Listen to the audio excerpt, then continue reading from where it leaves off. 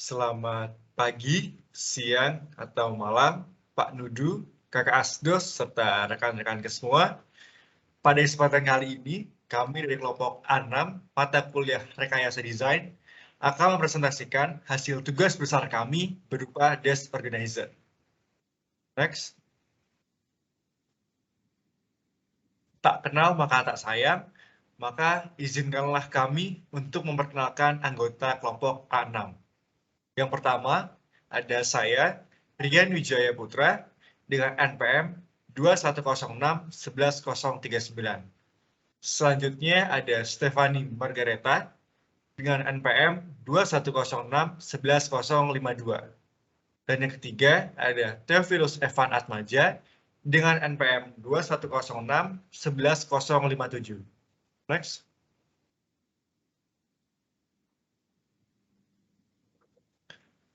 Pada presentasi kali ini, kami akan menjelaskan mengenai kerangka besar unit 1 sampai dengan 3. Pada kesempatan kali ini, kami akan menjelaskan mengenai akar permasalahan dari produk yang kami buat. Selanjutnya ada hasil brainstorming yang telah kami lakukan. Ketiga, terdapat spesifikasi produk. Selanjutnya ada identifikasi keinginan konsumen, analisis desain, eksperimen, dan yang terakhir, kesimpulan mengenai hasil produk yang telah kami buat. Next. Kemudian ada akar permasalahan. Akar permasalahan yang dialami oleh pengguna yaitu meja yang berantakan akibat dari kurangnya tempat untuk menaruh barang. Selanjutnya, ada hasil brainstorming yang kelompok A6 lakukan. Pada gambar pertama merupakan hasil brainstorming dari Rian Wijaya, kemudian pada gambar kedua oleh Theophilus Evan, dan pada gambar ketiga oleh saya sendiri, Stefani Margareta. Selanjutnya, ada spesifikasi produk. Yang pertama, untuk biaya produksi, Desk Organizer ini yaitu maksimal Rp100.000. Untuk umur pakai, pemakaian produk ini ditargetkan lebih dari 5 tahun dengan ukuran panjang 32,5 cm, lebar 17,5 dan tinggi 18 cm. Kemudian, untuk performansi penggunaan, terdapat 2 sekat dengan ukuran sekat yang bervariatif untuk tempat penyimpanan barang. Berat dari produk Desk Organizer ini digolongkan ringan karena berat produknya kurang dari 2.000 gram. Kemudian, untuk material pembentuk Desk Organizer ini menggunakan material berupa 100% triplek. Untuk perawatan, sekat pada Desk Organizer ini dapat dibongkar pasang sehingga memudahkan pengguna untuk membersihkan bagian-bagian pada organizer ini. Dari sisi konsumen, produk ini berfokus pada konsumen dengan rentang umur 15-65 tahun. Produk ini sendiri terdiri dari 12 part, dan yang terakhir untuk estetika atau penampilan, tata letak sekat yang terstruktur sesuai dengan jenis produk.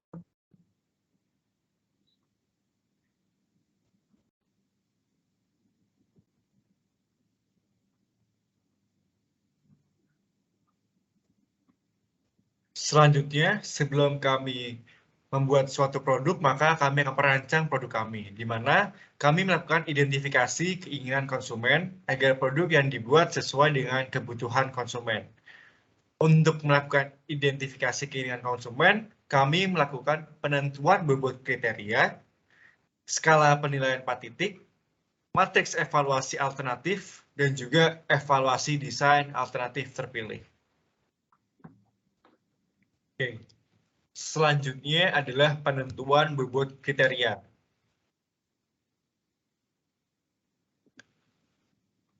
Berdasarkan hasil diskusi kami telah menentukan 4 kriteria atau tujuan untuk mengisi penentuan bobot kriteria. Yang pertama, terdapat berat produk, selanjutnya ada umur pakai, biaya produksi, dan juga dimensi produk.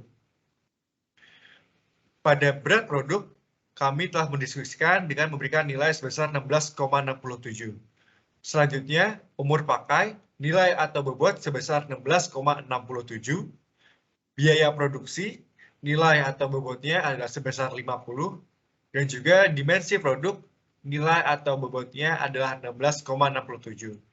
Jika di total, bobotnya adalah 100. Next. Selanjutnya adalah skala penilaian 4 titik, di mana dalam tabel berikut telah tertulis sama seperti sebelumnya terdapat 4 kriteria atau tujuan, yaitu berat produk, umur pakai, biaya produksi, dan juga dimensi produk. Selanjutnya untuk skala, kami telah memilih rangkaian dari 0 sampai dengan 3. Dan juga nilai-nilai tersebut kami pilih agar nantinya diisikan pada matriks evaluasi. Next. Selanjutnya adalah matriks evaluasi alternatif. Pada step atau bagian ini, matriks evaluasi akan diisi oleh kelompok A7 di mana berperan sebagai konsumen, di mana mereka akan memilih nilai-nilai yang sesuai dengan kebutuhan-kebutuhan dari konsumen. Berikut adalah tabel dari matriks evaluasi alternatif kelompok A6. Next. Selanjutnya adalah alternatif terpilih.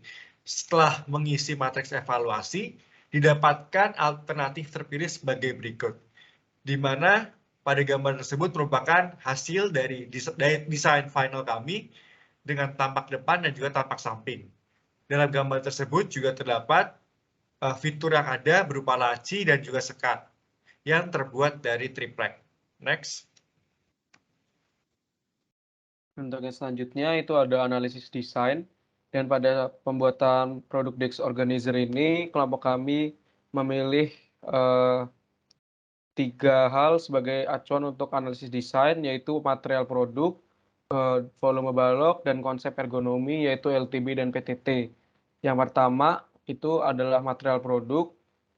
Nah, material yang dipakai untuk membuat DEX Organizer ini adalah triplek yang memiliki ketebalan 6 mili. Dan untuk selanjutnya itu ada volume balok, dan volume balok di sini dijadikan acuan karena bentuk DEX Organizer yang kami buat yaitu memiliki bentuk seperti balok, dan volumenya kami hitung sebagai acuan untuk supaya kita tahu berapa banyak barang yang dapat kita taruh di DEX Organizer.